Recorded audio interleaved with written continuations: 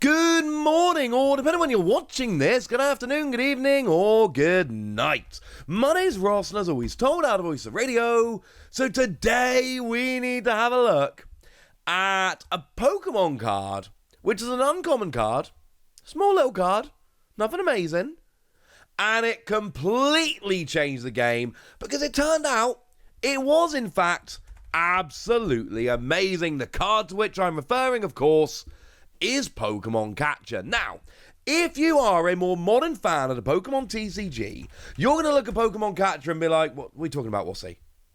Because we had this card as recently as Scarlet and Violet base. We've, in fact, had a bazillion different prints of it over the years, and it's just flip a coin, if heads, switch in one of your opponent's bench Pokemon to the active spot. It's alright, it sees a bit of play here and there, it's a fun little card. But the thing is, it's on a coin flip, and generally speaking, we're just not trusting it that much. We would rather play stuff like Counter Catcher, so that if we're behind on prizes, we know for a fact we will be able to gust something into the active. Or something like Boss's Orders, which might be a supporter card, but at least as a supporter card that we can play, knowing for a fact that we will be able to gust something into the active. The coin flip sounds a little bit awkward. And you know what? That's what we all thought as well. Back in 2011, we kind of had this.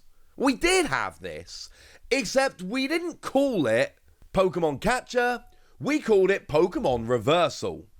And you know what? Back in 2011, this was a phenomenal card.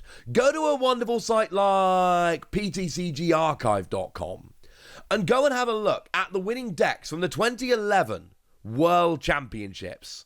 And you know what you find? You find deck after deck after deck playing Pokemon Reversal. It is everywhere. And I'm not just talking about one or two copies of it. No. It is absolutely everywhere, and it's played in great numbers. Pokemon Reversal was a huge card that saw a huge amount of play. And the reason back in 2011 that Pokemon Reversal saw such a large amount of play, we didn't have anything better.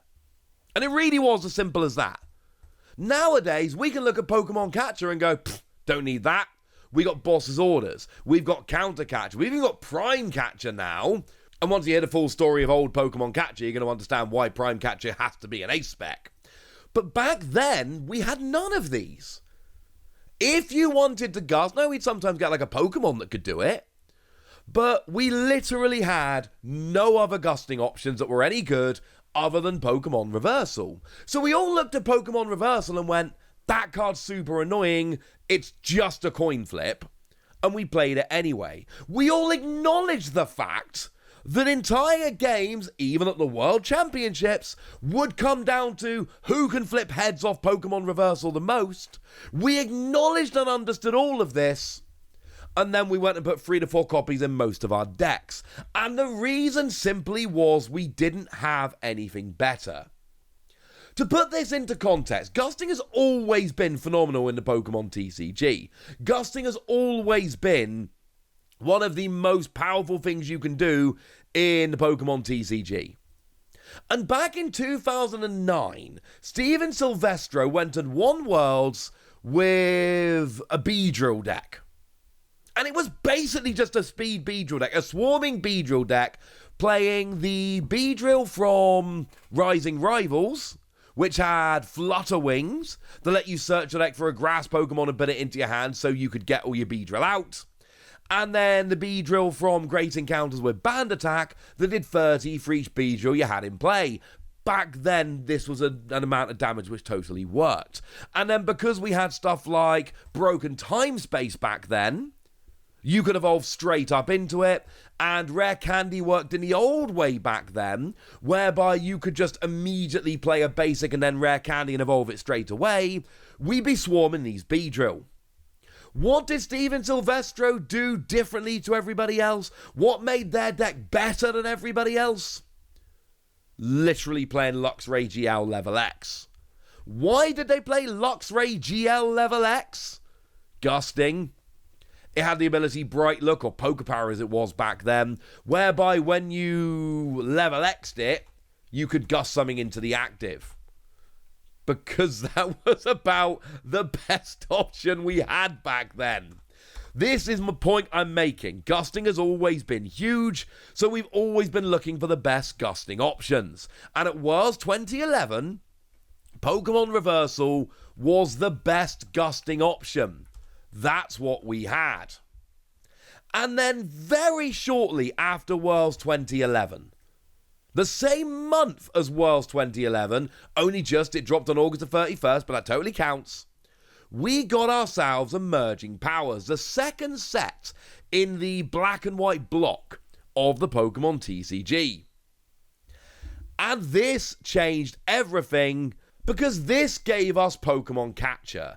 And when I say it gave us Pokemon Catcher, I mean it gave us proper Pokemon Catcher. Not that watered down version you play nowadays, ladies and gentlemen. Oh no.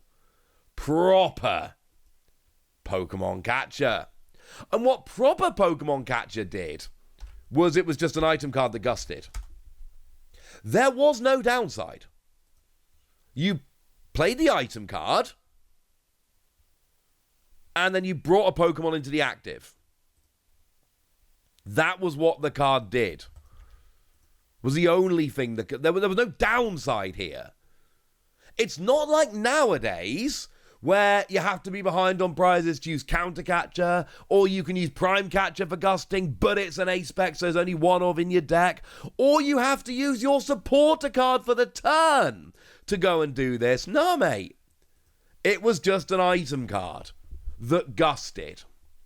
But at this point, I need to make you aware of another card that we had back then, which was seeing play back with Pokemon Reversal and all of that, and that was Junkam. Junkam is one of the most absurd cards we've ever had in the history of the Pokemon TCG. Because what Junkam did was it let you discard 2 cards from your hand, and then you searched your discard pile for a trainer card, and you put it into your hand. And it didn't have to be Pokemon Catcher, but anytime you needed gusting, it was going to be Pokemon Catcher. And what this meant was, overnight, instantly, everybody had Pokemon Catcher. It's not like nowadays where you see your opponent playing a Professor's Research and you go, oh, thank goodness. They've played Professor's Research, they cannot play another supporter card this turn, I know I'm not getting Boss's Orders. Oh, they've played their one-off Prime Catcher, I know I'm safe for this turn. Back then, back in latter half of 2011 into 2012, there was no question of whether your opponent had gusting. You would never play the game wondering if your opponent had gusting, or hoping that they didn't have gusting. They had gusting.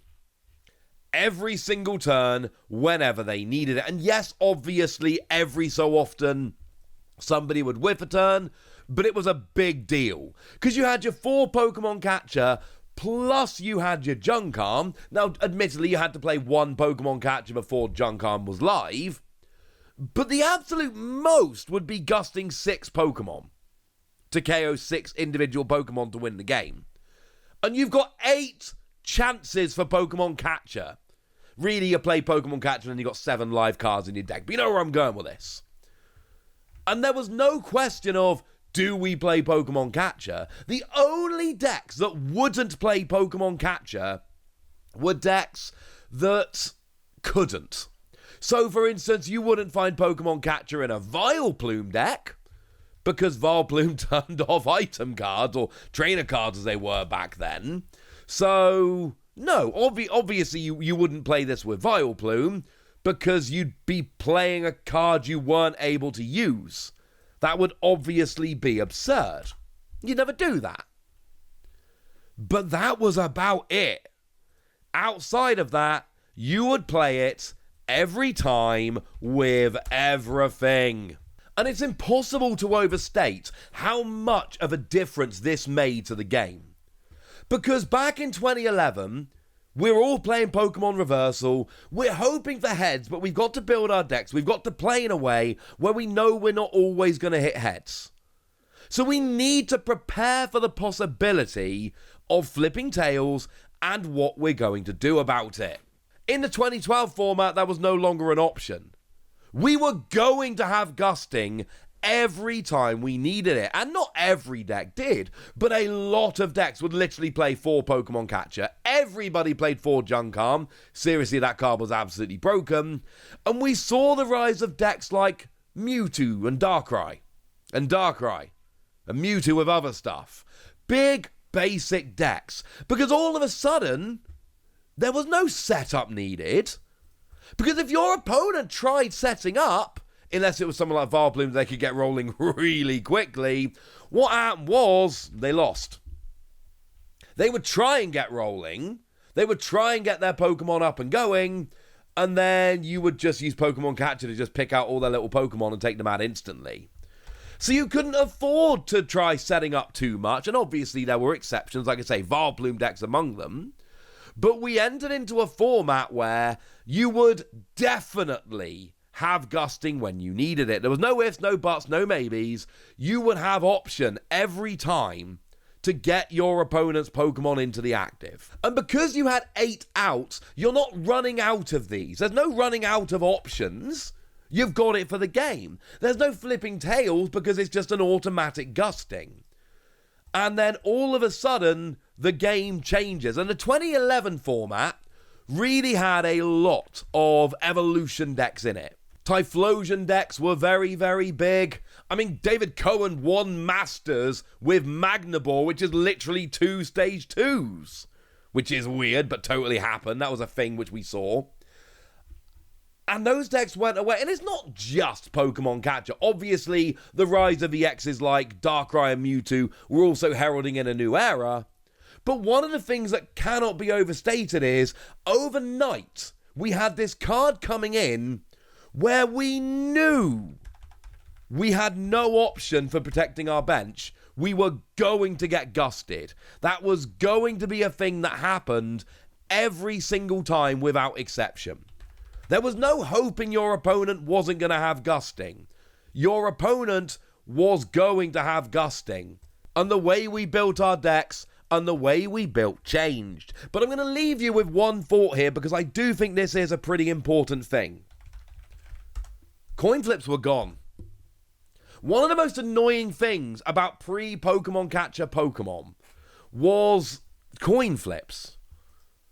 Entire games, entire tournaments came down to who could flip heads on Pokemon Reversal, which is clearly rubbish. This might have given gusting and made a lot of decks pretty much unplayable because you knew you were getting gusted before you set up, but it gave certainty to the game. Back in 2011, you were just hoping to flip more heads than your opponent in a lot of situations, and that is not really how we ideally want to be trying to play the game.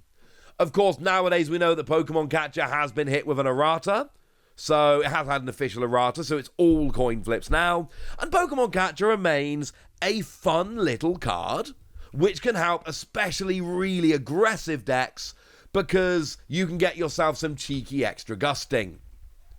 But we don't need it like we needed it back in 2011 when it was called Pokemon Reversal, because nowadays we've got plenty of other options. But you'll notice that for all the options Pokemon gives us, and it has given us quite a lot of options now, gusting comes around fairly often in many different guises, we won't go back to the old Pokemon Catcher, because, oh my word, were games very fast and aggressive back then. So there we go. The little cheapy uncommon card that completely changed the entire makeup of the game. I'm not going to go into how, for some weird reason, we all kept opening boxes back then and getting play sets of every trainer card and 2 Pokemon Catcher. We don't need to talk about that. But we do need to talk about your memories of Pokemon Catcher, so let me know in the comment section. Good us! Be nice! And then make sure you like this video, subscribe to this channel, follow me on Twitter at TheWasi, That's where we talk about Pokemon and a whole bunch of other card games. And please do consider checking out patreon.com/PTCG Radio, where you can support the channel, get some bonus podcasts and all kinds of fun things. And get shoutouts on the channel, like the lovely Martin Cornwall, who's been a supporter of ours since we started the podcast in 2012, and is a very lovely person. But by far the most important thing, as always, look after yourselves till next time, would ya? Thank you very much for watching. My name's Ross, and you've been watching PTCG Radio.